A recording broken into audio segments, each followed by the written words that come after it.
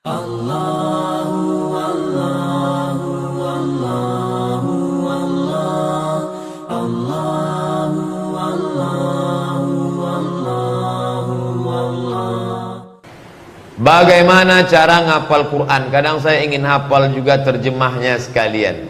Janganlah semua mau dikunyah. Bertahaplah. Bertahap dulu. Baru lahir minum susu dulu. Sesudah itu makan bubur. Setelah itu makan pisang. Habis itu barulah rendang jengkol. Jangan begitu lahir mau semua pula mau di. Walaupun semangat belajar ini luar biasa. Ngapal dulu. Habis itu pahami kosakatanya baik. Tajwid dulu. Tuh apa hafal tajwid tak betul. Salah baca.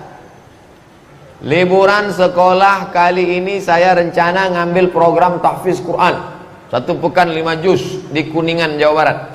Niat saya agar saya bisa memberikan mahkota kepada orang tua, agar bisa bertawassul dengan hafalan saya, agar Allah memudahkan segala urusan saya. Mantap anak-anak sekarang. Betuah ibu punya anak macam ini. Apakah niat saya ini betul Pak Ustaz? Betul. Saya takut niat saya melenceng. Tak, membelok pun tidak.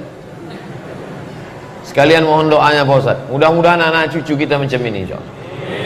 Dia ingin orang tuanya dapat mahkota tajum minan nur. Yang ibu-ibu, bapak yang anaknya hafal Quran, di akhirat nanti dapat mahkota dari nur, dari cahaya. Tak dapat mahkota dari cahaya, mahkota dari Masjid An-Nur pun jadilah. Yang mau saya tanya, bagaimana sikap kita kepada orang tua tiri, entah itu ibu atau bapak tiri? Apakah jika berselisih dengan orang tua tiri kita termasuk anak yang durhaka? Bisakah kita disebut anak durhaka kepada orang tua tiri? Ya.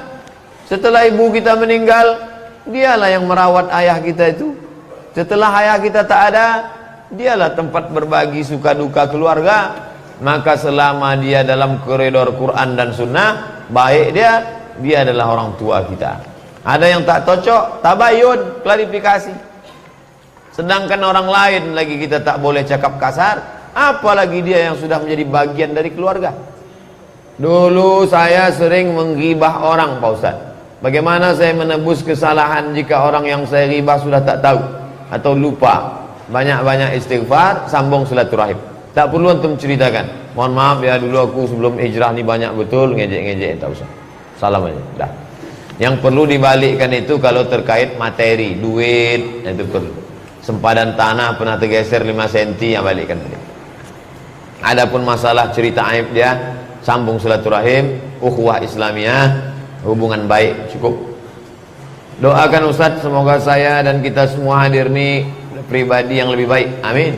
Doa juga Ustaz ingin menikah di tahun 2018, mohon doanya agar dipermudah. Bulannya harus jelas juga. 2018 panjang tuh. Ya kalau di awal, kok di ujung? Pak Ustadz, hukum bekerja di bank konvensional riba. Bagaimana dengan pegawai yang bekerja di bank negara yang dikelola BUMN?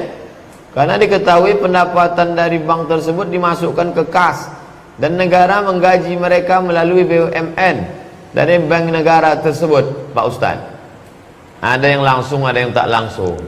Maka yang langsung itu yang 4. La'anallahu akilar riba, makan riba. Wa mukilahu, yang dikasih makan riba. Wa katibahu wa syahidaihi, 2 saksinya. Adapun bapak yang jual nasi di rumah makan, datang pegawai bank mau beli nasi. Pak, beli nasi 2 bungkus. Jangan, duit riba kami tak terima. Bapak jual semen, toko bangunan. Pak, kami mau beli semen 5 sak. Ini duit riba apa duit halal? Itu tak langsung. Maka yang tak langsung tidak masuk dalam kategori riba. Pak Ustadz, kenapa zaman sekarang perempuan lebih tertarik dengan laki-laki ganteng kaya daripada laki-laki beriman Pak Ustadz? Ini bukan sejak zaman sekarang, dari zaman dulu dah memang begitu. Dari dulu, antum aja tak tahu. Memang begitulah dunia ini. Dari dulu memang orang maunya yang ganteng, yang kaya, yang banyak. Kalau datang laki-laki miskin susah, adinda, sudikah kau menerima pinanganku? Hanya kain sehelai di badan, tidur pun beralas koran. Cari aja yang lain bang. Mana mau dia? Siapa yang mau susah? Tak ada orang mau hidup susah. Allah